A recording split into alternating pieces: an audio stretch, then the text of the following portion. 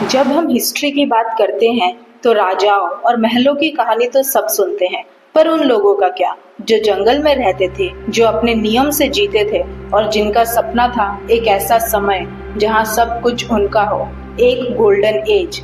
आज हम बात करेंगे ट्राइबल्स की कहानी, डीकूज की आने की और एक ऐसे सपने की जो कभी सच हो सकता था। ट्राइबल लोग सेटल्ड फार्मर्स या टाउन्स में रहते लोगों से काफी अलग होते थे। इनके पास ना तो लिखित नियम होते थे, ना ही राजाओं जैसे एडमिनिस्ट्रेशन।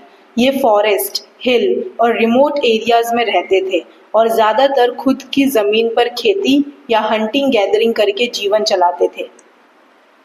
हर ट्राइब का अपना कल्चर, अपनी भाषा और अपना एक अलग सिस्टम होता था। बहुत से ट्राइब्स शिफ्टिंग कल्टीवेशन करते थे, जहां पहले जंगल का एक हिस्सा जलाकर उस जमीन पर कुछ टाइम के लिए खेती की जाती थी, फिर अगले सीजन में दूसरी जगह शिफ्ट कर जाते थे। डीकूज एक ट्राइबल वर्ड है जो यूज होता था बाहर से आने वाले लोगों के लिए।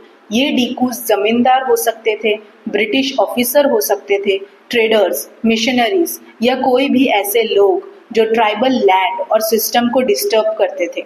जब ब्रिटिशर्स आए तो उन्होंने ट्राइबल एरियाज को कंट्रोल करना शुरू किया। जंगलों पर कानूनी कब्जा, टैक्स कलेक्शन और ट्रेड रिस्ट्रिक्शंस के थ्रू उन्होंने ट्राइबल लोगों के इंडिपेंडेंट लाइफस्टाइल को तोड़ दिया। पहले जो ट्राइबल लोग जंगल से अपनी जरूरतों की चीजें ले लेते थे, अब उनके लिए वो सब इल्लीगल हो गया था। ब्रिटिश पॉलिसीज की वजह से ट्राइबल कम्युनिटीज का गुस्सा बढ़ने लगा। उनकी जमीन छिन गई, हंटिंग बंद हो गई और उन्हें फोर्स्ड लेबर बनाया गया। एक पॉपुलर अपराइजिंग थी संताल रेबेलियन, 1855 से लेकर 56 तक। संताल लोगों ने ब्रिटिश ऑफिसर्स और मनी लेंडर्स के खिलाफ ऊँटों के रिवोल्ट किए, मीन्स जागो और विरोध करो। इसके अलावा और भी ट्राइब्स जैसे मुंडा औरव ने भी अपोज किया। ये सिर्फ जंग नहीं थी, ये एक आंदोलन था अपनी जमीन, अपने कल्चर और अपने हक के लिए। और इस आंदोलन के बीच एक नाम उभर के आया, बिरसा मुंडा। झारखंड रीजन के ट्राइबल लोग उन्हें भगवान जैसे मानते थे। बिरसा ने लोगों को एक नई सोच दी कि वो एक दिन अपना गोल्डन एज वापस ला सकते हैं।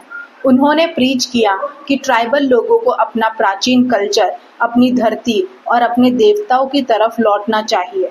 उन्होंने ब्रिटिश को डीकूज कहा और बोला कि ये लोग उनकी दुनिया को बर्बाद कर रहे हैं। बिरसा के लिए गोल्डन एज का मतलब था एक ऐसा समय जब ट्राइबल लोग फ्री थे, जंगल उनका था और कोई डीकूज उनकी जिंदगी में दखल नहीं देता था। उनका मूवमेंट एक स्पिरिचुअल और पॉलिटिकल रिवॉल्यूशन था, लेकिन 1900 में ब्रिटिश ने उन्हें अरेस्ट करके जेल में डाल दिया, जहां उनका डेथ हो गया। पर बिरसा का नाम अमर हो गया, एक ऐसे वॉरियर के रूप में जो अपनी कम्युनिटी के लिए खड़ा हुआ। बिरसा मुंडा ने हमें इस चैप्टर में सिखाया कि चाहे तुम्हारे पास तलवार हो या ना हो, अगर तुम्हारे पास सपना है तो तुम सब कुछ बदल सकते हो। ये चैप्टर सिर्फ ट्राइबल हिस्ट्री नहीं है, ये एक रेजिस्टेंस की कहानी है, एक प्राइड की मिसाल है और सबसे जरूरी, ये उन आवाजों की याद है जो इतिहास के शोर में खो गई थी। अगर तुम्हें ये चैप्टर पसंद आया हो तो चैनल को लाइक, शेयर और सब्सक्राइब करें।